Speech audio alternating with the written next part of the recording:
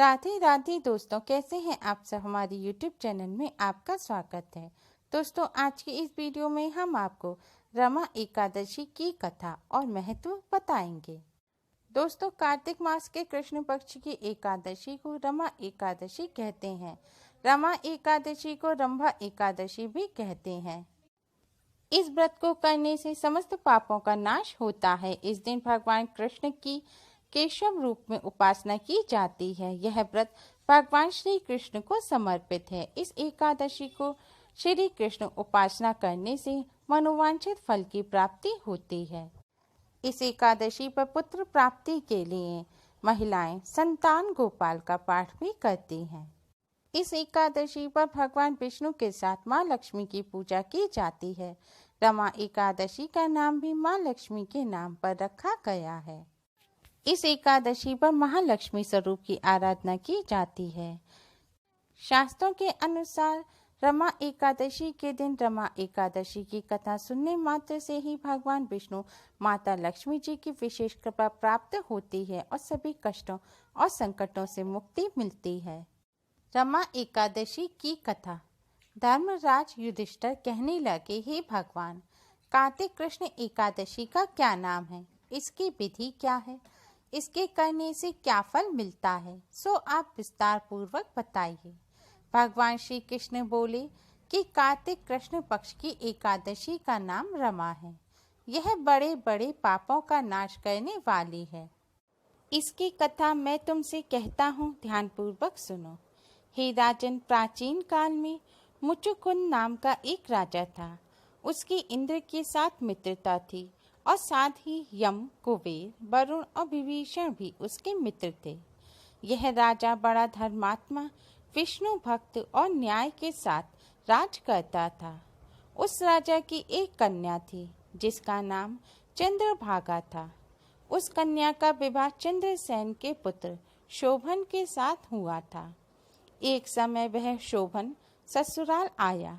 उन्हीं दिनों जल्दी ही पुण्यदायिनी एकादशी रमा एकादशी भी आने वाली थी। जब व्रत का दिन समीप आ गया तो चंद्रभागा के मन में अत्यंत सोच उत्पन्न हुआ कि मेरे पति अत्यंत दुर्बल हैं और मेरे पिता की आज्ञा अति कठोर है। दशमी को राजा ने ढोल बजवाकर सारे राज्य में यह घोषणा करवा दी कि एकादशी को भोजन नहीं करना चाहिए। ढोल की घोषणा सुनते ही शोभन को अत्यंत चिंता हुई और अपनी पत्नी से कहा कि हे प्रिय, अब क्या करना चाहिए? मैं किसी प्रकार भी भूख सहन नहीं कर सकूंगा। ऐसा उपाय बतलाओ जिससे मेरे प्राण बच सकें, अन्यथा मेरे प्राण अवश्य ही चले जाएंगे। चंद्रभागा कहने लगी, हे स्वामी, मेरे पिता के राज में एकादशी के दिन कोई भी भोजन नहीं करता। हाथी, घोड़ा, ऊंट, बिल्ली, गौ आदि भी तृण, अन्न, जल आदि ग्रहण नहीं कर सकते। फिर मनुष्य का तो क्या ही कहना। यदि आप भोजन करना चाहते हैं तो किसी दूसरे स्थान पर चले जाइए, क्योंकि यदि आप यहीं रहना चाहते हैं तो आपको अवश्य व्रत करना पड़ेगा। ऐसा सुनकर शोभन कहने लगा, हे प्रिय, मैं अवश्य व्रत करूंगा। जो भाग्य में होगा वह देखा जाएगा। इस प्रकार से विचार कर शोभन ने व्रत रख लिया और वह भूख व प्यास से अत्यंत पीड़ित होने लगा। जब सूर्य नारायण अस्त हो गए और रात्रि को जागरण का समय आया, जो वैष्णवों को अत्यंत हर्ष देने वाला था, परंतु शोभन के लिए अत्यंत दुखदायी हुआ। प्रातः काल होते ही शोभन के प्राण निकल गए।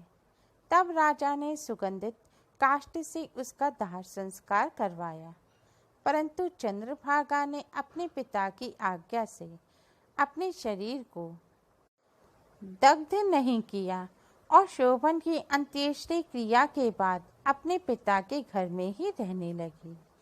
रमा एकादशी के प्रभाव से शोभन को मंदरांचल पर्वत पर धन धान्य से युक्त तथा शत्रुओं से रहित एक सुंदर देवपुर प्राप्त हुआ। वह अत्यंत सुंदर रत्न और वैदुर्य मणि जड़ित स्वर्ण के खंभों पर निर्मित अनेक प्रकार की स्फटिक मणियों से सुशोभित भवन में बहुमूल्य वस्त्राभूषणों तथा छत्रवान चंबर से विभूषित गंधर्व और अप्सराओं से युक्त सिंहासन पर आरूढ़ ऐसा शोभायमान होता था मानो दूसरा इंद्र विराजित हो।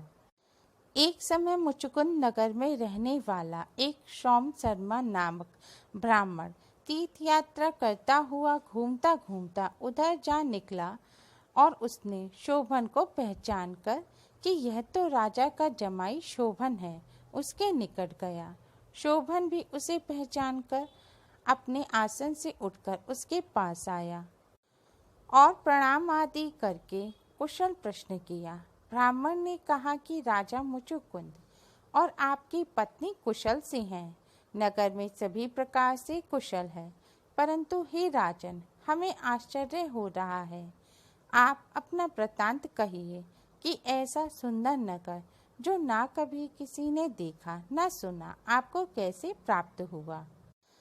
तब शोभन बोला कि कार्तिक कृष्ण की रमा एकादशी का व्रत करने से मुझे यह नगर प्राप्त हुआ है, परंतु यह अस्थिर है।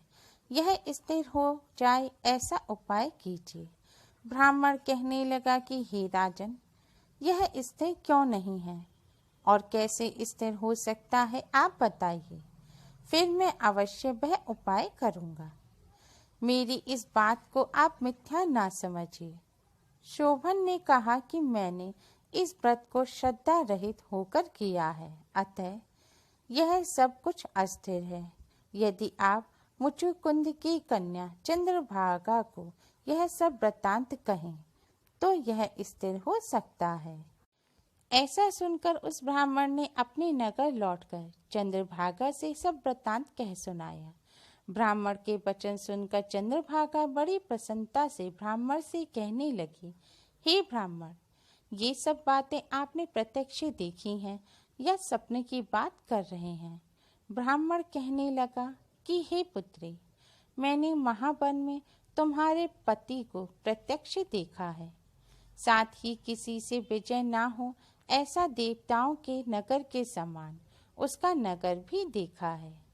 उन्होंने यह भी कहा है कि यह स्थिर नहीं है, जिस प्रकार वह स्थिर रह सके सो उपाय करना चाहिए। चंद्रभागा कहने लगी, हे विप्र, तुम मुझे वहां ले चलो। मुझे पतिदेव के दर्शन की तीव्र लालसा है। मैं अपने किए हुए पुण्य से उस नगर को स्थिर बना दूंगी। आप ऐसा कार्य कीजिए जिससे उनका हमारा संयोग हो, क्योंकि वियोगी को मिला देना महापुण्य है। सोम शर्मा यह बात सुनकर चंद्रभागा को लेकर मंदरांचल पर्वत के समीप वामदेव ऋषि के आश्रम पर गया। वामदेव जी ने सारी बात सुनकर वेद मंत्रों के उच्चारण से चंद्रभागा का अभिषेक कर दिया। तब ऋषि के मंत्र के प्रभाव और एकादशी के व्रत से चंद्रभागा का शरीर दिव्य हो गया और वह दिव्य गति को प्राप्त हुई। इसके बाद बड़ी प्रसन्नता के साथ वह अपने पति के निकट गई। अपनी प्रिय पत्नी को आते देख शोभन अति प्रसन्न हुआ और उसे बुलाकर अपनी बाईं तरफ बिठा लिया। चंद्रभागा कहने लगी कि हे प्राणनाथ, आप मेरे पुण्य को ग्रहण कीजिए। अपने पिता के घर जब मैं 8 वर्ष की थी तब से विधि पूर्वक एकादशी के व्रत को श्रद्धा पूर्वक करती आ रही हूँ। इस पुण्य के प्रताप से आपका नगर स्थिर हो जाएगा तथा समस्त कर्मों से युक्त होकर प्रलय के अंत तक रहेगा। इस प्रकार चंद्रभागा ने दिव्य आभूषणों और वस्त्रों से सुसज्जित होकर अपने पति के साथ आनंद पूर्वक रहने लगी। कथा सुनाने के बाद भगवान श्री कृष्ण बोले, हे राजन, यह मैंने रमा एकादशी की कथा और माहात्म्य तुमसे कहा है। जो मनुष्य इस व्रत को करते हैं उनके ब्रह्म हत्या आदि समस्त पाप नष्ट हो जाते हैं। कृष्ण पक्ष और शुक्ल पक्ष दोनों की एकादशियां समान हैं। इसमें कोई भेदभाव नहीं है, दोनों समान फल देती हैं। जो मनुष्य इस कथा को और महात्म्य को पढ़ते और सुनते हैं वे समस्त पापों से छूटकर विष्णु लोक को प्राप्त होते हैं। उन्हें भगवान विष्णु की कृपा से समस्त कष्टों और संकटों से मुक्ति मिलती है। रमा एकादशी की कथा संपूर्ण हुई। उम्मीद है आपको हमारी ये वीडियो पसंद आई होगी। प्लीज़ लाइक करें, शेयर करें। हमारी और भी वीडियोस के लिए हमारे चैनल के श्री राधे कृष्ण श्रृंगार को सब्सक्राइब करना ना भूलें।